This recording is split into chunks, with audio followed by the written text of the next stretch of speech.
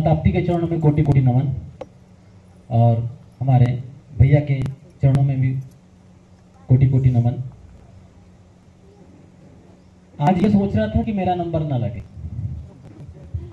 और राजीव भैया के यहाँ सोच रहा था मुझे कुछ बोलना है। तो जैसी माता जी की इच्छा, बात भैया ने पहले ही कह दिया था, पुराने अनुभवों को डिलीट मारो, जो नए अनुभव है उस पर हम बात करेंगे। तो भैया की जो भी आगे होती है शिवधार्य है।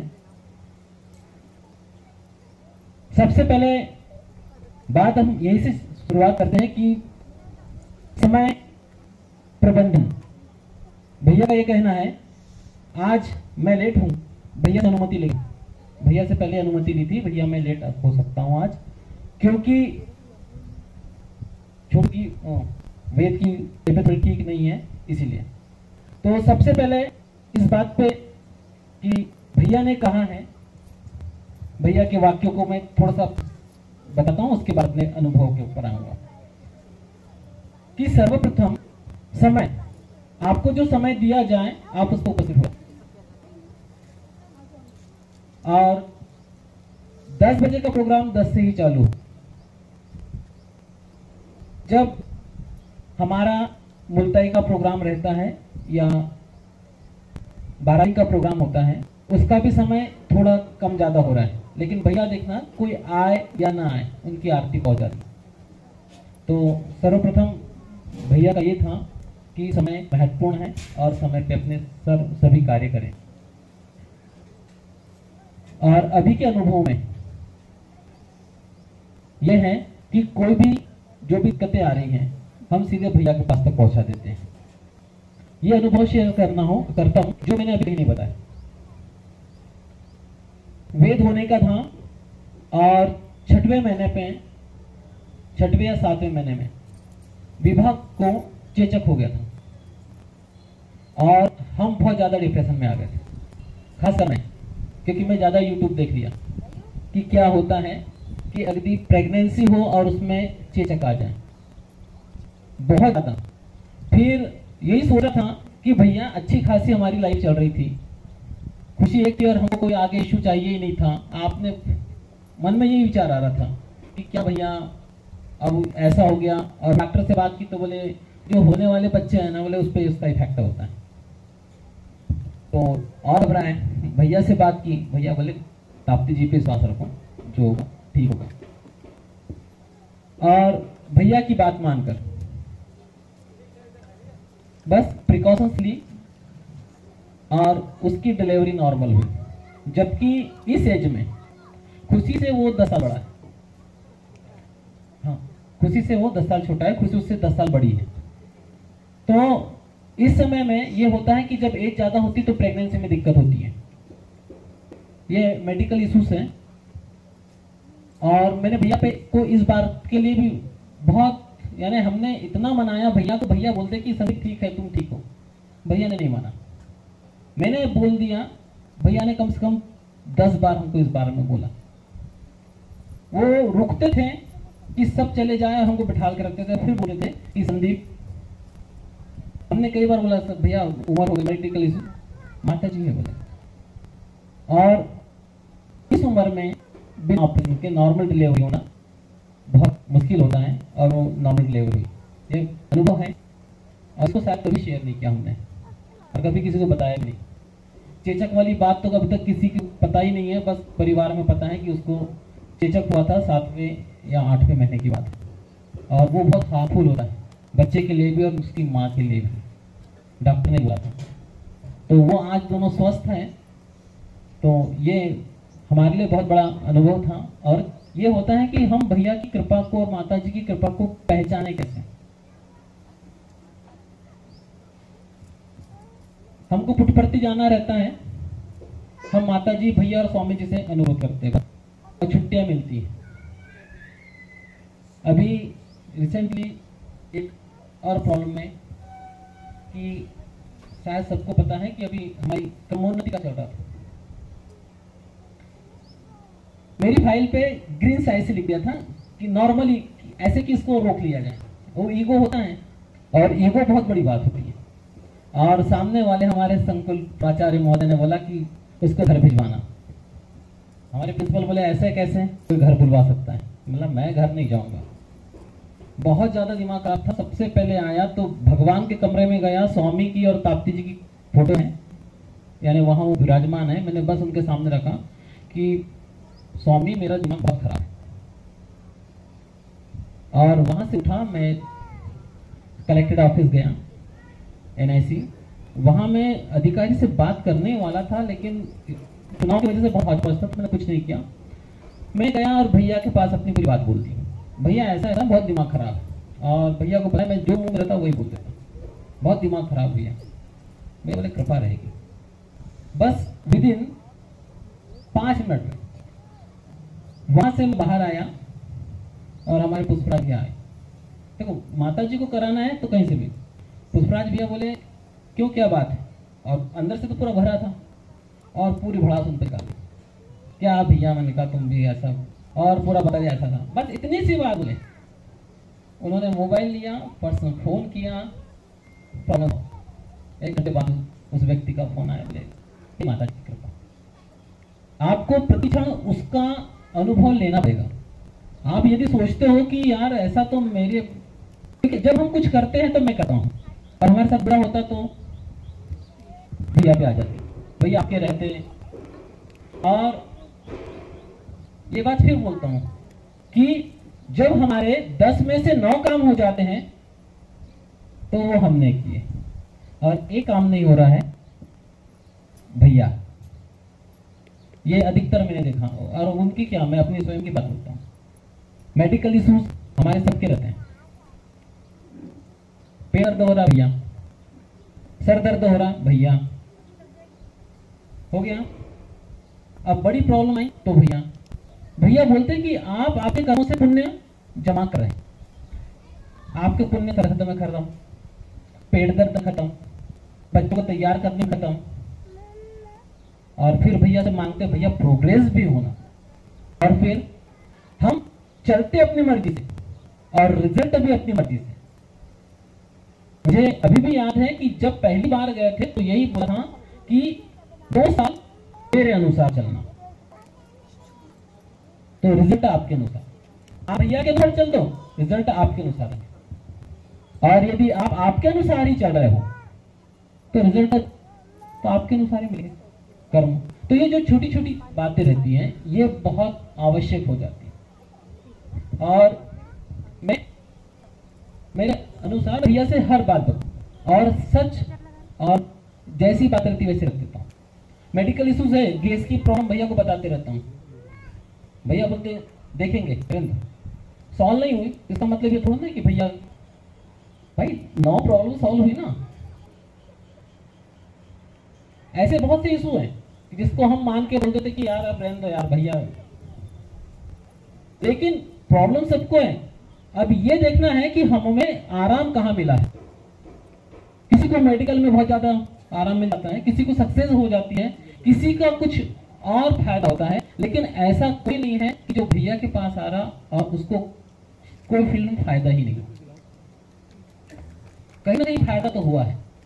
अब ये देखना है कि आपको फायदा कहां हुआ, ये एनालिसिस करो। आपको नहीं, आपके पार्टनर को हुआ होगा, घर में शांति हुई होगी, पहले कलह रहती होगी अब कलह नहीं है, पहले वैचारिक मतभेद होता होगा वो थोड़ा कम हो गया हो। तो कहीं ना कहीं ये आवश्यक है। दूसरी, मकान बना है वो तो मालूम है, क्योंकि वहां पे माता जी का कार्यक्रम हो गया है। वो भैया की स्वामी की इच्छा, माता जी की इच्छा, और वो उन्हीं ने दिलाए हैं। और आज भी बोलता हूँ कि वो हम किराया है। और भैया ने ये, भैया और भाभी गए तो उन्होंने बोल के आए थे, हमने कहा ये फ्लैट ले लो, बोले तुम्हारा नहीं हमारा, तो उन्हीं का है वो। और आज भी हम बोलते हैं कि वो मकान स्वामी का है, भैया का है, माता जी का है, हम तो सिर्फ किराएदार। और भैया ने बोला ये तुम्हारी फर्स्ट स्टेप है, इसके बाद सेकंड, ये मकान में ज्यादा दिन नहीं रहना है।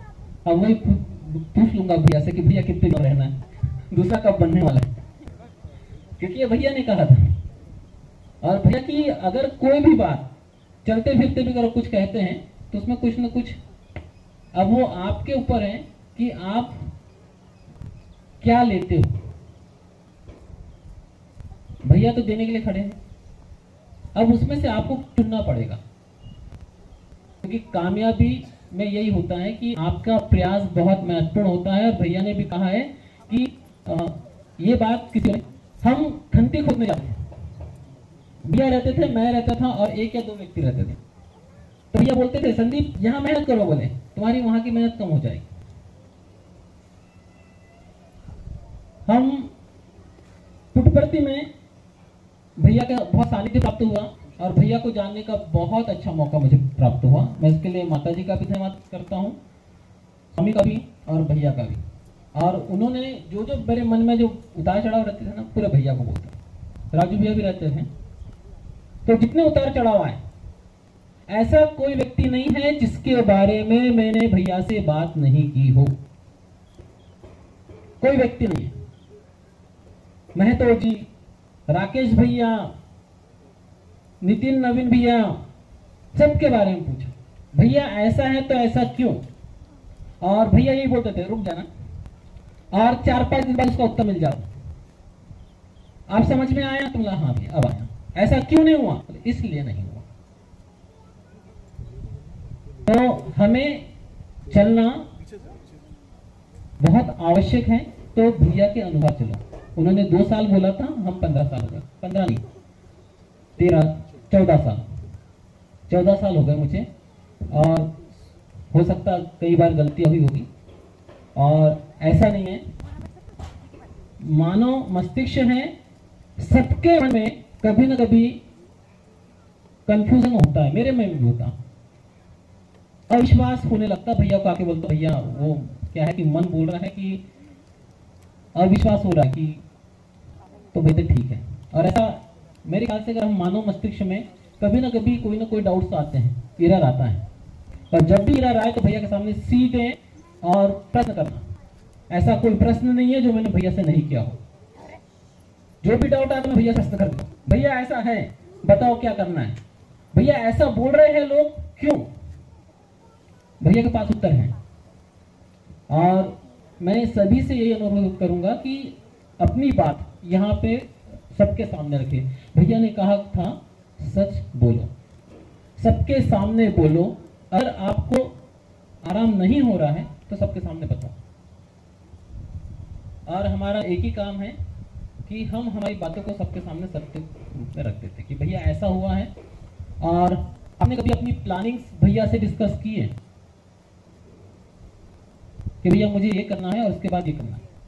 कितने लोगों ने की? मैंने की, अभी भी करता हूं। भैया ये हो गया है, अब मुझे अगले इस पे ये करना है। फिर मैं भूल जाता हूं, फिर भैया याद दिलाते हैं अच्छा वो दूसरे स्कूल का क्या हुआ, मैं भूल गया। भैया को याद, क्यों वो बोला था ना। तो ये चीज जब तक भैया के पास अपनी बातों को तो रखो, सबसे महत्वपूर्ण बात। और जो मैं करता हूं मैंने आपके सामने रखा। अनुभव में पुराने बहुत हैं, अभी नए में बस सब कुछ बढ़िया चल रहा है। अब हमको ऐसा लगता है कि हमारे पास समस्या नहीं है। अब छोटी मोटी समस्या चलती रहती है। स्वास्थ्य है खराब होगा, वीकनेस चल रही, भैया से बात करता हूँ, भैया तबीयत ठीक है क्या? नहीं है, कल ही बात की थी। और जैसे मैं कल रात को आया सबसे पहले भैया ने यही पूछा संदीप तबीयत कैसी है? बोला नहीं भैया वीकनेस वैसी ही है। तो ये महत्वपूर्ण है। और माता जी के पास है, अभी समस्या नहीं है। और भैया माता जी स्वामी से यही अनुरोध है कि समस्या नहीं आए तो ठीक है, और आए तो आप हमें हमेशा हमारे साथ बने रहें, बस यही चाहेंगे। और अब तो ये हो गया कि हर पल कोई भी प्रॉब्लम होती तो हमारे पास ये मालूम है कि भैया के पास चल जाओ। डॉक्टर के पहले भैया से पूछ लेते हैं। इवन यहाँ तक पूछा जाता है कि भैया कौन से डॉक्टर से ट्रीटमेंट कराएं, क्योंकि ट्रीटमेंट डॉक्टर नहीं करता, ट्रीटमेंट तो इधर ही होता है, बस वो निमित्त मात्र होता है। जैसे स्वामी बोलते हैं ना कि भाई मैं वहां के डॉक्टर कुछ नहीं करते, जो करते प्रति में स्वामी करते, यहाँ पे कोई कुछ नहीं करेगा। भैया ने बोला कि यार वो गली के नुक्कड़ पे जो डॉक्टर है ना, तो दिखा के आ जाओ। आप अगर आ गए तो स्वाभाविक बात है कि उसी से आराम हो जाएगा आपको। तो स्वाभाविक बात है हर छोटी बात को हम भैया के पास तक पहुंचाएं और जो भी डाउट्स हैं सीधे भैया से बात करें। हम क्या करते हैं कि सेकंड ओपिनियन लेते हैं। इसने बोला अपन साइड वाले से बोलते हैं, फिर साइड वाला उससे साइड वाले से बोलते हैं। मेरा ये कहना है सीधे आप भैया के सामने आओ और अपनी बात रख दो। भैया ऐसी सी बात है, हमको ऐसा लगता है, क्या करेंगे भैया? डांटेंगे। मैं भी डांट खाता हूँ, राकेश भी डांट खाता है। खाते हैं कि नहीं? हम बहुत डांट खाते हैं। तो सीधे डांटेंगे, लेकिन अपनी बात को रखने से आपके जो दिमाग में एरर चल रहा है ना, बहुत सारे होते हैं, वो ठीक हो जाएंगे। तो मेरे अनुभव आज ज़्यादा नहीं है, पुराने अनुभव ज़्यादा है। और बस माता जी से और भैया से यही प्रार्थना है कि हमेशा हमें दृढ़ भक्ति प्रदान करें और हमारे ऊपर ऐसा ही आशीर्वाद बनाए रखें और हर गलती से बचाएं और हिम्मत दे कि हर बात मैं फिर पूछ सकूं आपसे और आगे बढ़ूं। और मैं ये सोच रहा हूं कि मैं 10 लाख रुपए पर मंथ आपको 10% कब दूं, उसका मैं इंतजार कर रहा हूं। धन्यवाद। ओम श्री साई राम। एक बात मैं संदीप को याद दिला दूं, संदीप जब पहली बार आया तो उसने कहा मुझे ऐसा गुरु चाहिए जिससे मैं बात कर सकूं। क्या बोला संदीप, याद है क्या कुछ? मैं शुरू से बताता हूँ। कॉलेज में पढ़ते थे तो डॉक्टर यशवंत उदगीर जो हमें संस्कृत पढ़ाते थे। उसके बाद जब मैं बीएड कर रहा था तो मुझे एक अग्रवाल मैम मिली और उन्होंने बोला कि आप नारायण दत्त श्रीमाली के शिष्य क्यों बन जाते हैं जब आपको अध्यात्म में इतना अच्छा नॉलेज है। तो मैंने एक लेटर लिखा उदगीर सर को और उनसे यही पूछा कि सर मुझे गुरु कब मिलेगा या किसे बनाना चाहिए। तो उनका जब लेटर आया तो उन्होंने बोला था, संदीप गुरु मूंगफली के भाव बिक रहे हैं, आप शांत रहिए, आपका गुरु आपको ढूंढते हुए आ जाएगा या आप उनके पास पहुंच जाओगे। फिर मैंने लिखा था कि ऐसा चाहिए जिससे मैं बात कर सकूं, मैं अपनी प्रॉब्लम उनको बताऊं और उनको सॉल्यूशन दे, है ना, साक्षात, जिससे मैं वाद विवाद कर सकूं, जिससे बात कर सकूं। और फिर धीरे धीरे राकेश के सहयोग से भैया से मिला और जो बात थी भैया के सीधे सामने रखता हूँ और आज भी रखता हूँ। कोई भी बात होती है मैं लाग लपेट नहीं करता और ज़्यादा मेरे को लगता है कि कुछ डाउट है तो मैं भैया से बोलता, भैया मुझे आपसे अकेले में मिलना है 15 मिनट या 20 मिनट, और जो बात रहती है सच सकते। तो माता जी ने जैसी मेरी हर और इतना दिया है जितना कभी सोचा नहीं था। हम यहाँ पे मेरे बहुत सारे मित्र बैठे हैं साथ में, मैं खुश हूँ कि हमें उतना मिला है जितना हमने कभी सोचा ही नहीं था। कभी नहीं सोचा था फ्लैट, कार, गाड़ी, स्कूल, नहीं सोचा था। हमने तो एक सामान्य लाइफ मांगी थी कि ठीक है कट जाएगी जैसे तैसे, 1000, 15, 20, 25 हजार रुपए महीने की नौकरी में जाए, जैसे तैसे चल जाए। लेकिन माता जी के पास देने के लिए कम नहीं है, उन्होंने बहुत दिया, मान सम्मान, धन दौलत, पैसा, इन्हें जितना नहीं सोचा था उससे अधिक दिया। और इसके लिए मैं हमेशा कृतज्ञ रहूंगा भैया का, माता जी का और स्वामी का। और मैं यही चाहूंगा कि भगवान मुझे उन्नति दे और उन्नति के साथ साथ विनम्रता भी उससे अधिक दे और जो मुझे कामयाबी दे उसको संभालने की शक्ति भी प्रदान करे। ओम श्री साई राम। और इन्हीं शब्दों के साथ मैं अपनी वाणी को विराम देता हूँ। जय माता दी। ओम श्री साई राम।